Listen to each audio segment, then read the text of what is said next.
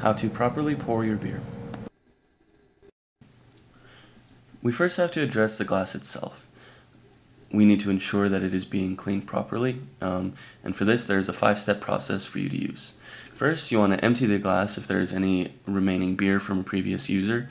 Then you wash it under hot water, followed by a quick rinse in cold water, and then a rinse in sanitizer. Finally, you let the glass air dry, invert it on a rack. You can ensure that you're cleaning a glass correctly by administering the salt test. If salt adheres evenly throughout the glass, as seen in the glass on the left, you will know you are doing it correctly and that your glasses will be ready to be used. However, if you try this and the salt adheres unevenly, like the glass on the right, you will need to go back and clean it again.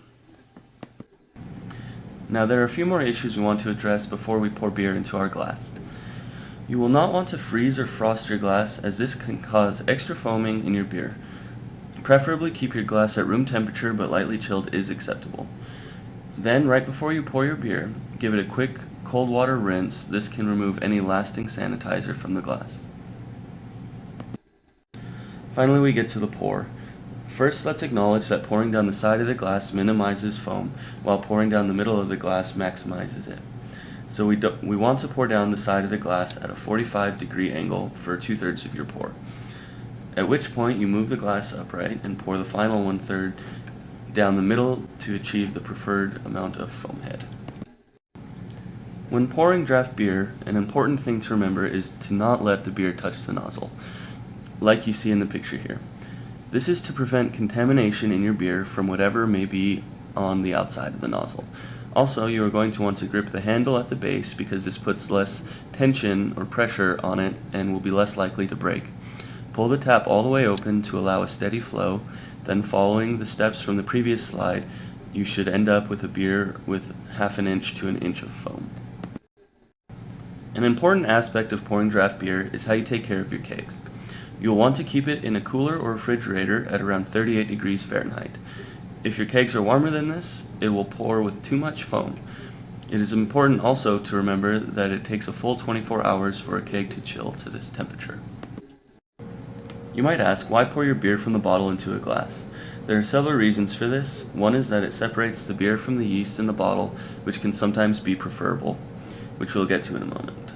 Also, it releases some of the carbonation, which makes less gas in your stomach. It can also just be a personal preference for aesthetic purposes. There are 2 kinds of bottled beer. The first one is filtered beer. Filtered beer has no yeast present in the bottle, which means it has lost some of the flavor. The yeast is what converts the barley or wheat into alcohol. When you pour your filtered beer, it should always be clear. If it isn't, like the beer on the left here, you should dump it out because it has gone bad.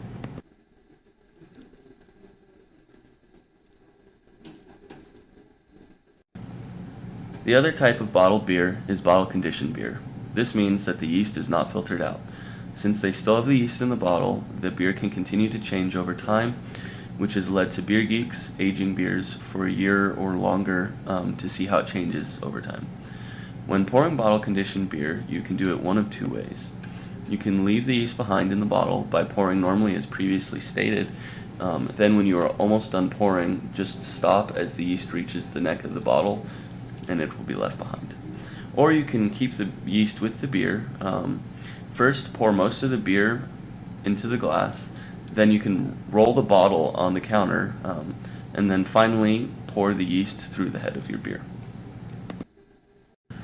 So to see if you have given a proper pour, assess the product. Do you have no more than 1 inch of foam head? If you are drinking a Hefeweizen or a wheat beer, 2 to 3 inches can be preferable. As you consume your beer, is there a lace adhering to the side of the glass? It is also important to note that if bubbles in the beer is sticking to the inside walls of the glass, it is not as clean as the one would desire. If you follow all of these steps, drinking a beer can be much more enjoyable, both out of a tap or out of a bottle.